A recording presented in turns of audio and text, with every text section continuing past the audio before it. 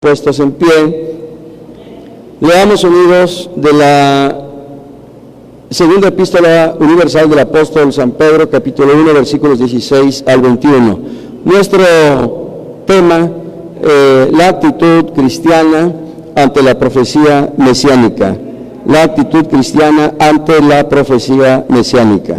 La palabra de Dios dice así: porque no os hemos dado a conocer el poder y la venida de nuestro Señor Jesucristo siguiendo fábulas artificiosas, sino como habiendo visto con nuestros propios ojos su majestad. Pues cuando Él recibió de Dios Padre honra y gloria, le fue enviada desde la magnífica gloria una voz que decía: Este es mi Hijo amado, en el cual tengo complacencia. Y nosotros oímos esta voz enviada del cielo cuando estábamos con Él en el Monte Santo. Tenemos también la palabra profética más segura, a la cual hacéis bien en estar atentos como a una antorcha que alumbra en lugar oscuro, hasta que el día esclarezca y el lucero de la mañana salga en vuestros corazones.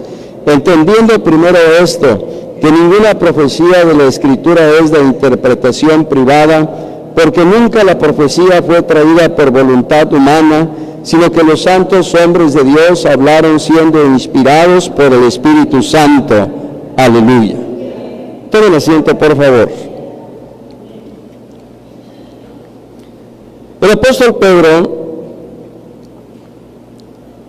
escribe esta epístola. Cuando nosotros consideramos no solo esta segunda carta, sino la primera de ellas, observamos a un Pedro completamente diferente a aquel Pedro a quien el Señor llamó cuando remendaba las redes juntamente con su padre y con Andrés, su hermano. Un Pedro completamente transformado. Ya no es aquel Pedro que caminó con su maestro, pero que en algún momento tuvo un traspié y le negó 3 veces. Es el Pedro a quien el Señor se presentó después de resucitar y antes de ascender a los cielos, y a quien el Señor Jesús le dijo: Pedro, ¿me amas más que estos? Sí, Señor, tú sabes que yo te amo, apacienta mis corderos. Es un Pedro que ha trabajado en la obra del Señor, que ha servido a su Salvador, que ha dado fiel testimonio y que ahora escribe a todos los santos, a todos los lavados y comprados con la sangre del Cordero, para que cada uno de ellos se guarde fiel, se guarde en santidad y sobre todo espere la gloriosa venida de nuestro Señor Jesucristo. Pedro es aquel quien juntamente con Jacobo y Juan tuvo el privilegio y la bendición de estar con el Señor Jesús en momentos muy especiales y singulares en la vida ministerial del Divino Maestro. Y me refiero particularmente cuando el Señor Jesús resucitó a la hija de Jairo. Claramente dice el Evangelio de Marcos en su capítulo 5, verso 37, que cuando entró al aposento donde estaba la hija de Jairo, solamente llamó justamente a Jacobo, a Juan y a Pedro. Solo 3 discípulos. Los mismos que estuvieron, como dice el mismo apóstol Pedro, en el Monte Santo, y que nosotros identificamos como el Monte de la Transfiguración, donde el Señor se transfiguró y con un rostro resplandeciente no solo se hizo patente la gloria de Dios, sino que se escuchó precisamente esa voz del cielo que decía: este es mi Hijo amado, en el cual tengo complacencia. Aleluya. Es Pedro quien juntamente con Juan y Jacobo están también allá cerca de su maestro en el Getsemaní, según describe también el capítulo 14 de Marcos. Así que Pedro, hermanos, a pesar de ser muy impetuoso, a pesar de todo lo que usted y yo pudiéramos decir acerca de este discípulo, por lo que registran los evangelios, es uno de los 3 discípulos que estuvo en momentos muy especiales, como los ya mencionados. Y por ello, cuando escribe su segunda carta, él claramente dice: porque no os hemos dado a conocer el poder y la venida de nuestro Señor Jesucristo siguiendo fábulas artificiosas, sino como habiendo visto con nuestros propios ojos su majestad, pues cuando él recibió de Dios Padre honra y gloria, le fue enviada desde la magnífica gloria una voz que decía: este es mi Hijo amado, en el cual tengo complacencia. Y nosotros oímos esta voz enviada del cielo cuando estábamos con él en el monte santo. Aleluya. Pedro fue testigo presencial no solo de los múltiples milagros, señales y maravillas que el Señor obró cuando estuvo ministrando y atendiendo las necesidades de las multitudes, sino que Pedro efectivamente fue testigo presencial, visual, auditivo de la misma gloria de Dios. Tan es así que claramente dice el Evangelio de Mateo en su capítulo 17, cuando estaban en el monte de la transfiguración, que viendo y oyendo Pedro a Moisés y a Elías que estaban con el Señor Jesús, el mismo Pedro dijo al maestro: bueno es que nos quedemos aquí y hagamos 3 enramadas, una para ti, otra para Moisés y otra para Elías. Esto lo hizo no solo un testigo presencial, sino que además le infundió un sentido espiritual muy especial a su primera y a su segunda epístola.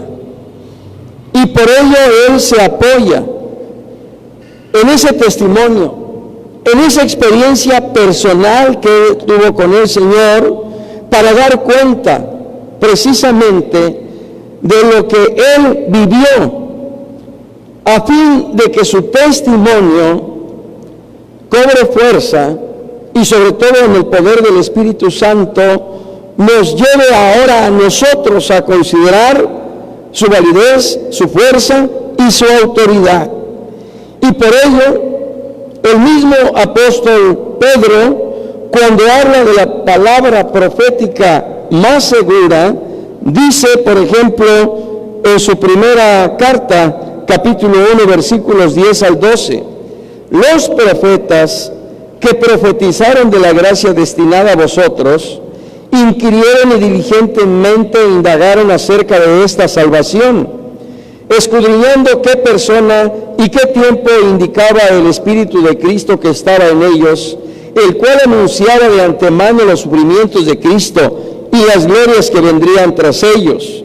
A estos se les reveló que no para sí mismos, sino para nosotros, administraban las cosas que ahora os son anunciadas por los que os han predicado el Evangelio por el Espíritu Santo enviado del cielo, cosas en las cuales anhelan mirar los ángeles. Aleluya. Tenemos la palabra profética más segura, dice el apóstol Pedro. Entendiendo esto, que nunca la profecía fue traída por voluntad humana, sino que los santos hombres de Dios hablaron siendo inspirados por el Espíritu Santo.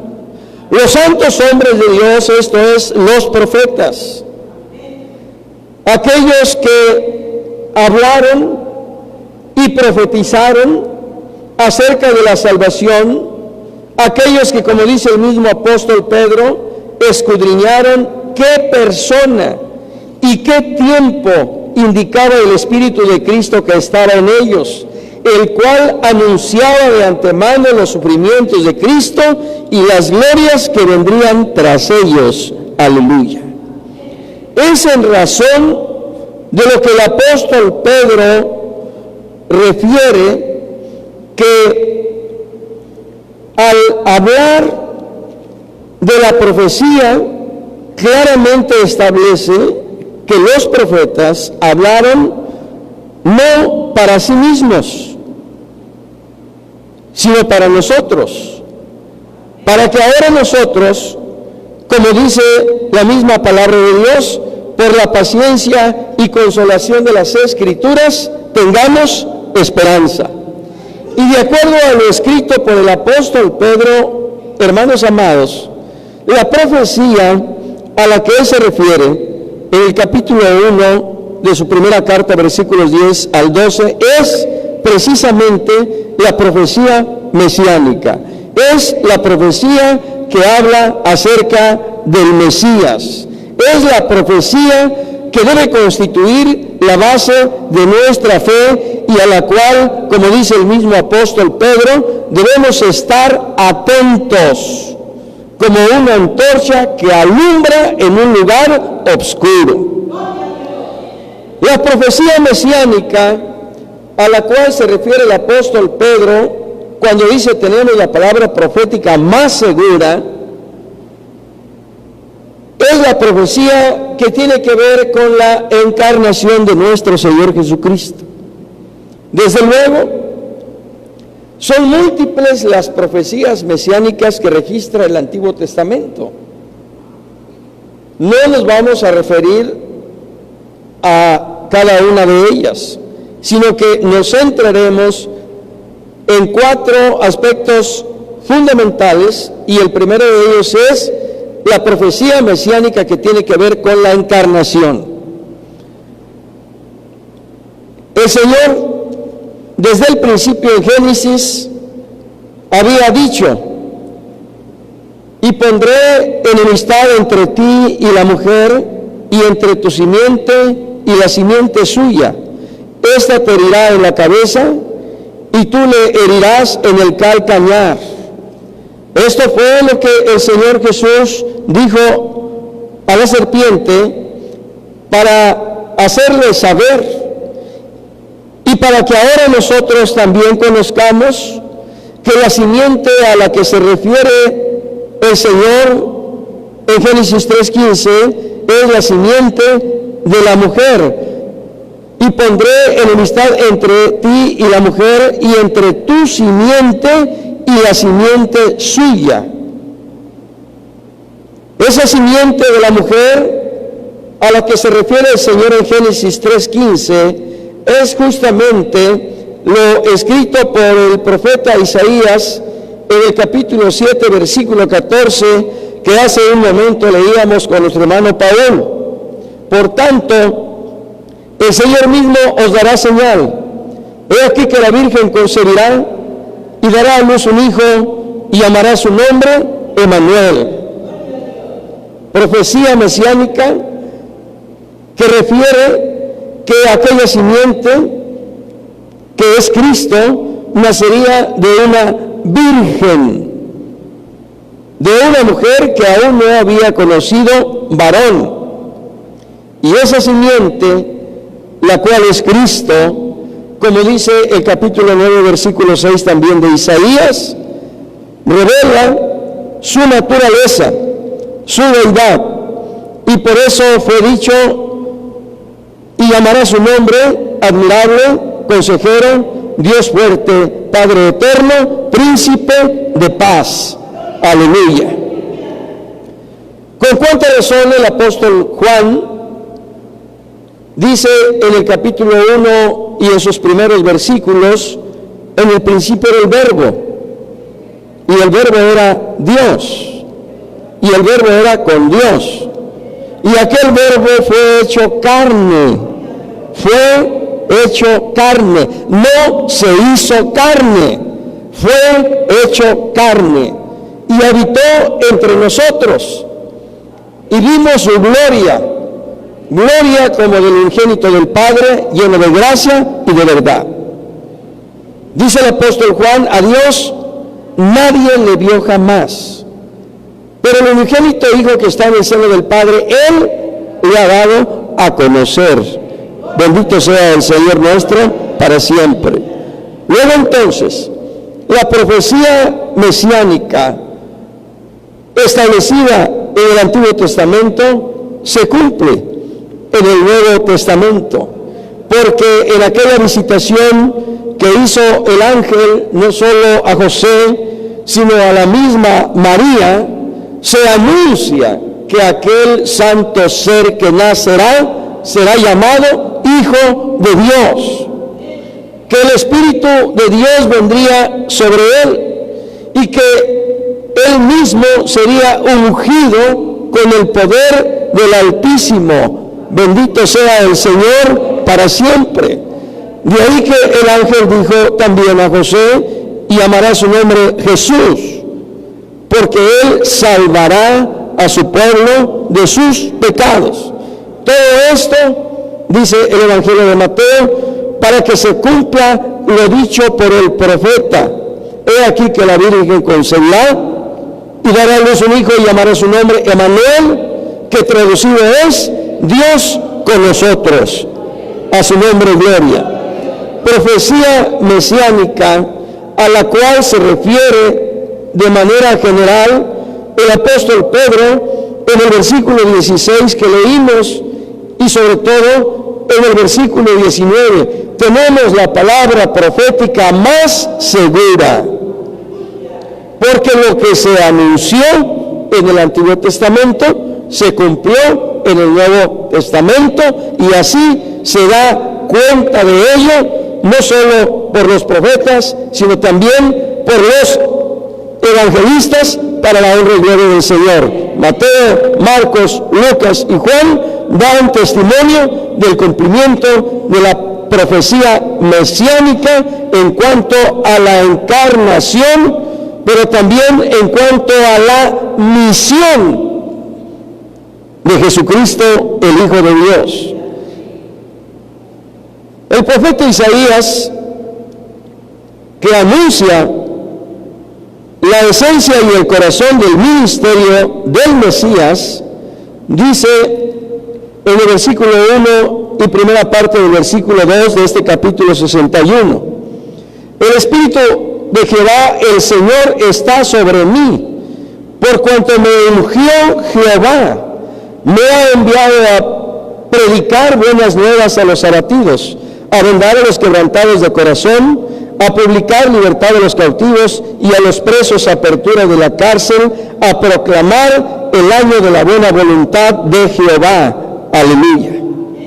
La profecía mesiánica no solo anuncia la encarnación, sino también la misión de aquel Verbo que fue hecho carne, y sobre todo la unción que posó sobre él desde el momento mismo en que desciende a las aguas del Jordán, donde también el Espíritu Santo desciende en forma como de paloma, y se escucha una voz que desde los cielos decía: este es mi Hijo amado, en el cual tengo toda complacencia. A él oí. Aleluya.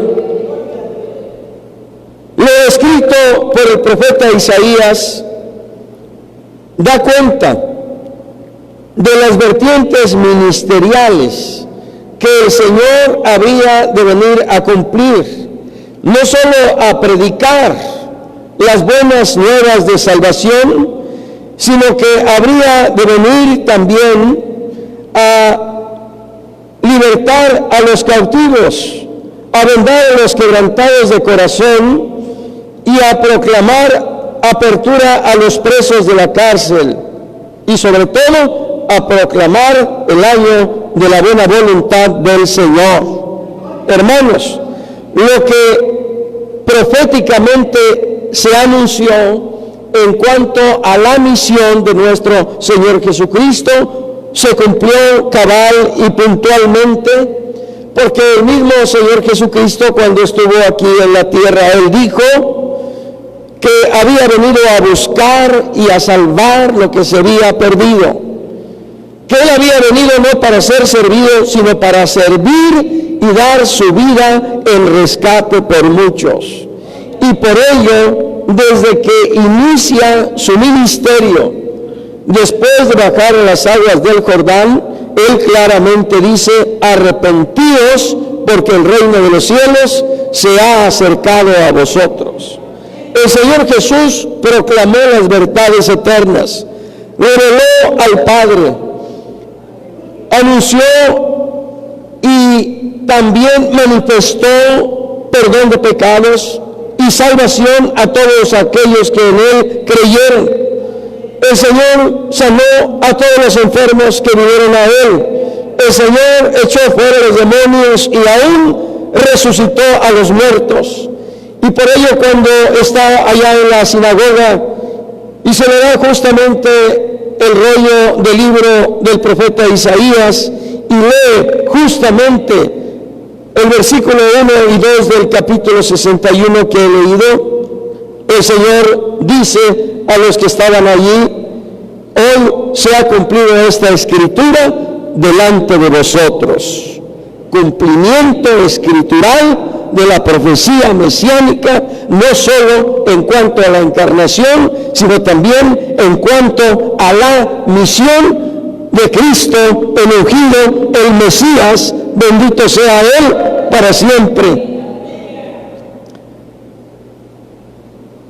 En cuanto a la redención, ¿qué decir de lo dicho también por el profeta Isaías en su capítulo 53, que usted conoce muy bien?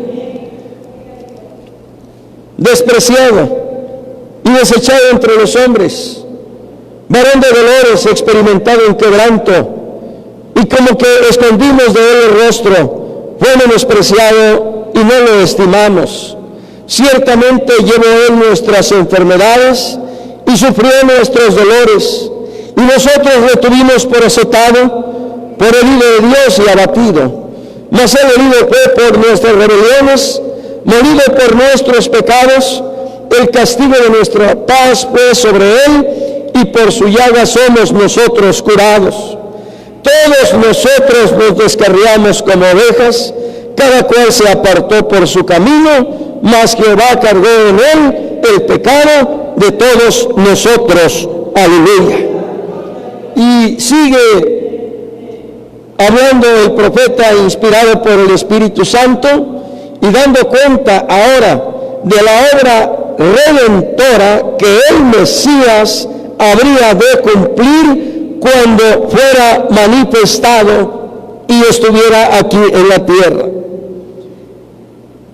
Y todo aquello que anunció el profeta, todo aquello que se escribió en la ley y que también se proclamó en el libro de los Salmos en cuanto a la obra redentora de nuestro Señor Jesucristo, se cumplió también cabal y puntualmente desde el momento en que el Señor Jesús es aprendido, desde el momento en que el Señor Jesús es enjuiciado, azotado, escarnecido y llevado a aquella cruenta cruz donde Él derrama su sangre y ofrenda su vida por amor a nosotros.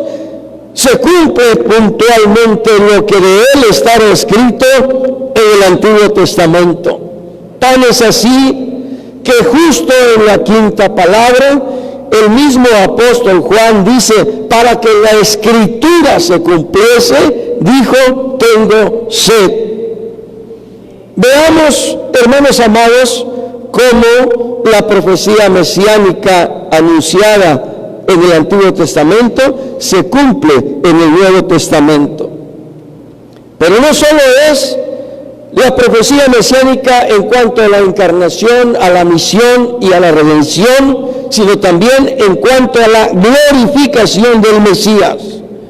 El Salmo 16:10 da cuenta precisamente de lo que habría de suceder en cuanto a la resurrección del Señor Jesús. El Salmo 68:18 da cuenta de la ascensión y el Salmo 110:1 da cuenta de la glorificación que habría de tener el Hijo cuando se sentara a la diestra de Dios Padre. Bendito sea Él para siempre. Aleluya. Estos son, digamos, los elementos esenciales de la profecía mesiánica a la que se refiere el apóstol Pedro, cuando dice: porque no os hemos dado a conocer el poder y la venida de nuestro Señor Jesucristo siguiendo fábulas artificiosas, sino como habiendo visto con nuestros propios ojos su majestad. Tenemos también la palabra profética más segura.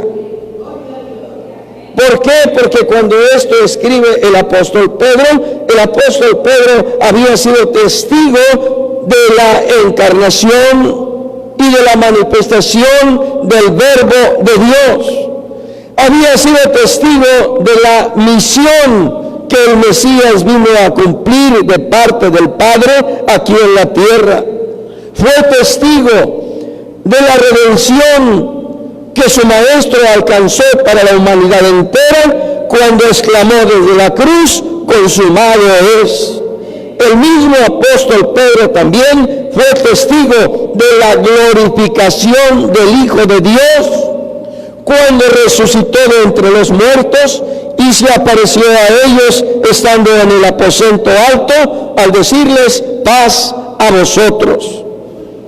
El apóstol Pedro fue testigo de todas estas cosas y por ello él claramente dice lo que hemos dicho y de lo cual ahora damos testimonio. Lo hacemos no porque nos lo hayan contado, no es algo artificioso o una fábula o un cuento o una simple narrativa humana, sino es algo que da cuenta del poder y de la gloria misma de Dios manifestada en su Hijo Jesucristo, el Mesías, el ungido de Dios. Y por ello el apóstol Pedro sostiene que la palabra profética que ahora usted y yo tenemos en nuestras manos y que nos ha sido revelada por el Espíritu Santo, esa palabra profética es segura, es atendible, es confiable. Podemos nosotros descansar completamente en ella, porque el corazón y esencia de esa palabra profética es nuestro Señor Jesucristo. Aleluya.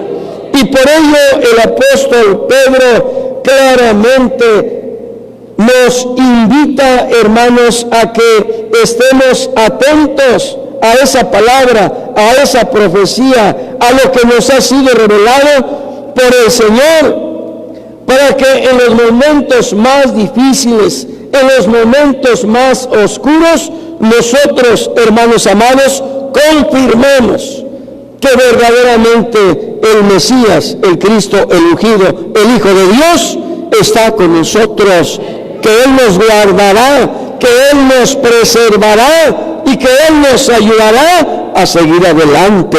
Aleluya. Luego entonces, nuestra fe no es una fe emocional, no es algo que raye en el fanatismo. Es una fe racional, es una fe que tiene sentido, es una fe que tiene base, es una fe que tiene fundamento. Y por ello esa es la actitud que el apóstol Pedro nos invita a que usted y yo asumamos. Una actitud de fe, una actitud de firmeza, una actitud de confianza, una actitud de seguridad, no solo en la palabra profética, sino en aquel que inspira esa palabra profética y en aquel que constituye el centro y el corazón de esa palabra profética, es decir, Jesucristo, el Hijo de Dios. Es edificante saber que la palabra profética en cuanto al Mesías, relativa a su encarnación, a su misión, a su redención y a su glorificación, constituye, amados hermanos, la base que lleva al apóstol Pedro a hacernos esa invitación. Pero en ocasiones, cuando enfrentamos luchas, cuando enfrentamos pruebas, ese conocimiento doctrinal, teológico, bíblico que tenemos muchas veces nos pone en una situación verdaderamente difícil. Basta recordar solamente la experiencia por la que pasó Juan el Bautista. Dice el Evangelio de Mateo que cuando el Señor Jesús inició su ministerio, Juan estaba preso. Cuando el Señor Jesús inicia su ministerio, Juan estaba en la cárcel. Usted conoce la razón por la cual Juan el Bautista fue puesto en la cárcel. Pasó un año de ministerio del Señor Jesús. Pasó el segundo año del ministerio del Señor Jesús y Juan el Bautista seguía en la cárcel. Juan el Bautista es el mismo que cuando el Señor Jesús bajó a las aguas del Jordán y lo vio, inmediatamente tuvo la confirmación del Espíritu de Dios que le llevó a decir: este es el Cordero de Dios que quita el pecado del mundo. Este es de quien yo os había dicho: yo a la verdad os bautizo en agua, pero el que viene tras mí, cuyo calzado no soy digno de desatar encorvado la correa de sus sandalias, él os bautizará con Espíritu Santo y fuego. Juan el Bautista había dado ese testimonio porque Dios le había revelado: aquel sobre quien veas descender el Espíritu Santo y posa sobre él, este es el que bautiza con Espíritu Santo y fuego. Y Juan el Bautista vio en la gracia divina cómo el Espíritu Santo descendió, cómo el Espíritu Santo posó sobre el Señor Jesús, y por ello el Señor Jesús fue ungido, y de ahí el testimonio de Juan el Bautista. Juan el Bautista es el mismo de quien habló el profeta Isaías. Juan el Bautista, aún desde el vientre de su madre Elizabeth, fue ungido, fue santificado, fue apartado, fue consagrado para el servicio del Señor. Y Juan el Bautista sabía lo relativo a la encarnación, a la misión, a la redención y a la glorificación por la que había de pasar el Mesías. Él lo sabía por el Espíritu de Dios que estaba en él, que moraba en él. Y sin embargo, después de 2 años de sufrimiento, de lucha, de tribulación en la cárcel, él tuvo que mandar a 2 de sus discípulos para decirle: ¿eres tú el Mesías? ¿Eres tú el Cristo? ¿Verdaderamente eres tú el ungido de Dios o esperaremos a otro? Y decimos ahora nosotros: ¿qué pasó? ¿Qué pasó? ¿Dónde está entonces esto que Juan recibió de Dios desde el vientre de su madre? ¿Dónde está esa unción que Juan recibió para predicar en el desierto? para preparar el camino del Señor? ¿Dónde está aquel Juan por cuya predicación muchos se convirtieron al buen camino y por eso bajaron de las aguas del Jordán? ¿Dónde está aquel Juan que dio testimonio diciendo: este es el Cordero de Dios? Y sin embargo, en el momento de la verdad, en el momento de la crisis, de la lucha, de la prueba y de la tribulación, tiene que preguntar: ¿eres tú o esperaremos a otro? Es ahí donde la actitud cristiana debe ser inamovible. Es ahí donde nuestra actitud cristiana, amados hermanos, debe ser inquebrantable, como la de aquel Job: aunque me muera, en Dios confiaré. Aleluya.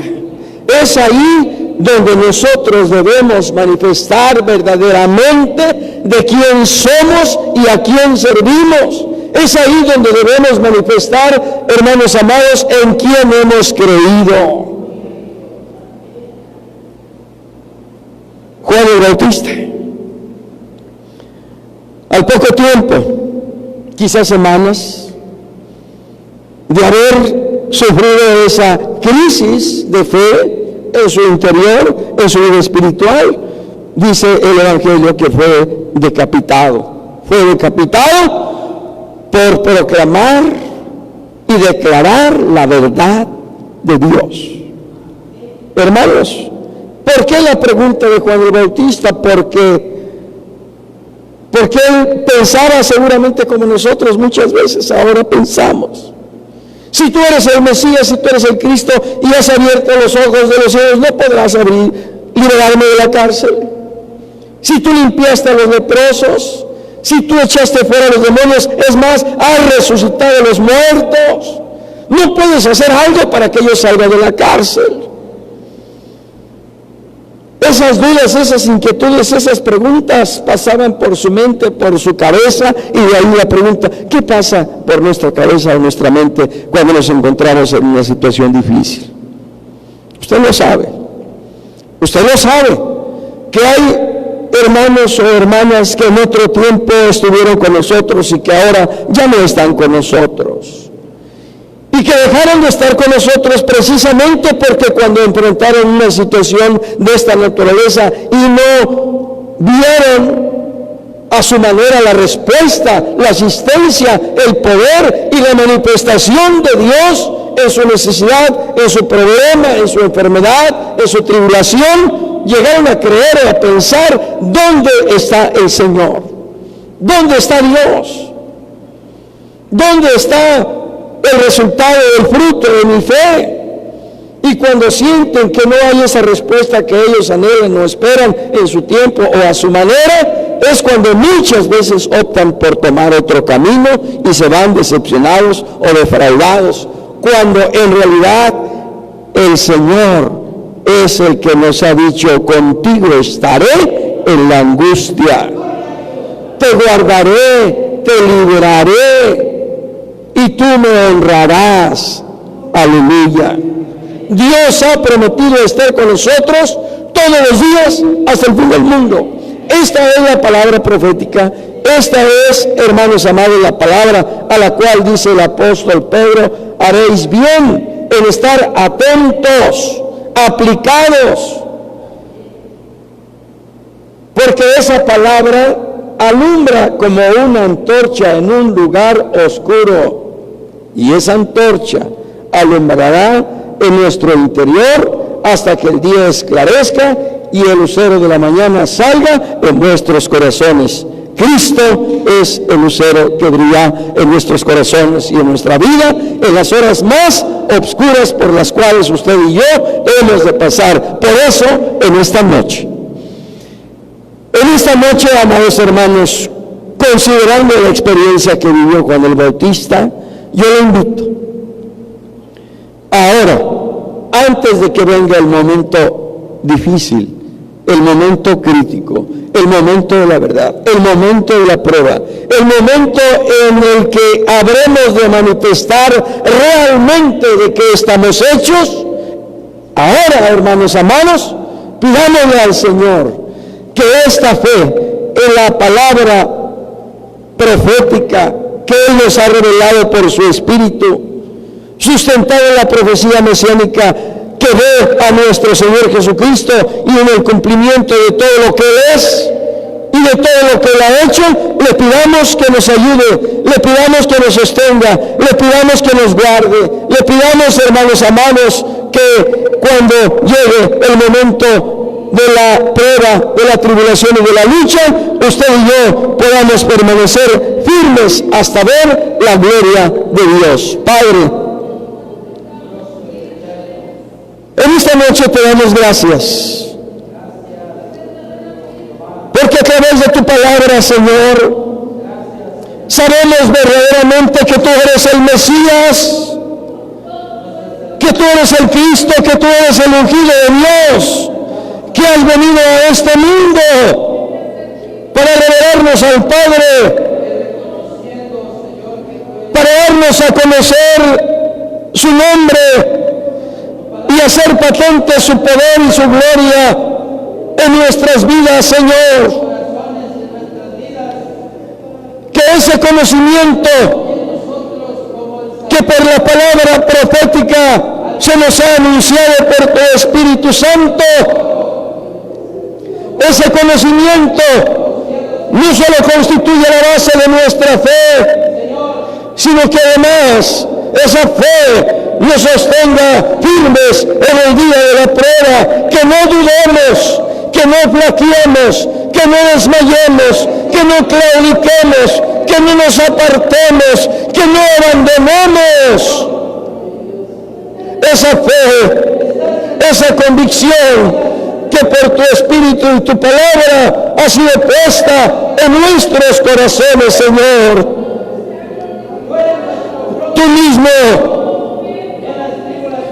mismo sufriste lo indecible en aquel Getsemaní y en aquella cruenta cruz. Pero después del sufrimiento y del tormento, pero después de la prueba y aún de la misma muerte, saliste vencedor, saliste triunfante y fuiste exaltado y glorificado, y ahora estás sentado a la diestra de Dios Padre en los mismos cielos. Por eso en esta noche, Señor, te pedimos que nos ayudes, te pedimos que nos fortalezcas, te pedimos que tu Espíritu Santo nos confirme cada día en esta fe, y que a pesar de las circunstancias, de las pruebas y de las tribulaciones que enfrentemos ahora o que lleguemos a enfrentar el día de mañana, que nos sostengamos inamovibles en una convicción inquebrantable, Señor, y que podamos decir como tu siervo, el apóstol Pablo: yo sé a quién he creído. Y de esa manera, Señor, nos sostengamos como viendo al invisible. Oh Señor, que tu palabra alumbre en nuestro corazón por tu Espíritu. Los tiempos que vivimos son tiempos difíciles, son tiempos de maldad, son tiempos de pecado, son tiempos de tinieblas. Pero en medio de la oscuridad tu palabra alumbra nuestra vida y nos muestra el camino por donde debemos andar. Gracias, gracias, Señor. El cumplimiento de la palabra profética, el cumplimiento de las profecías mesiánicas nos alienta a creer en ti, no solo como el Hijo de Dios, sino como nuestro Salvador, sino como nuestro sanador, sino como nuestro santificador, sino como nuestro bautizador con el Espíritu Santo, y como aquel que viene otra vez por por nosotros. Señor, ayúdanos a creer siempre en ti, a esperar siempre en ti y a descansar siempre en ti. Señor, tú eres el Mesías, tú eres el Cristo, tú eres el Hijo de Dios, tú eres aquel que viene por nosotros, tú eres aquel que será exaltado y glorificado y establecerá su reino por siempre y para siempre. Señor, gracias, gracias Cristo, gracias Señor, que en la prueba, que en las luchas, Señor, podamos sostenernos firmes, firmes siempre en ti, Señor Jesús. Gloria sea a tu precioso nombre. Bendito seas, Cristo Jesús. Qué bueno eres, Señor, qué bueno eres, porque a través de tu palabra, a tu palabra profética, Señor, nos revelas el camino por donde debemos andar y la actitud que debemos asumir, Señor, en los momentos difíciles, en los momentos más oscuros. Tú que eres la luz, nos alumbrarás, Señor Jesús. Gracias, gracias, gracias, Cristo, a todos mis hermanos y hermanas que están pasando por situaciones difíciles, por situaciones de angustia, de soledad. Quizá como la situación de aquel Juan el Bautista. Te ruego, Señor Jesucristo, que tú les visites, que tú seas con ellos, que tú les fortalezcas y les confirmes, Señor, tu presencia y manifiestes tu poder y tu gloria, porque tú eres fiel y estás con nosotros. Gracias, muchas gracias te damos, Cristo Jesús. Amén. Hermanos amados, abra su himnario en el himno 120. Dice: todas las promesas del Señor Jesús son apoyo poderoso de mi fe. Mientras luche aquí buscando yo su luz, siempre en sus promesas confiaré. Mi hermano Miguel Ángel Peña, para dirigirnos en este himno 120, después también con su hermano Miguel Ángel le oramos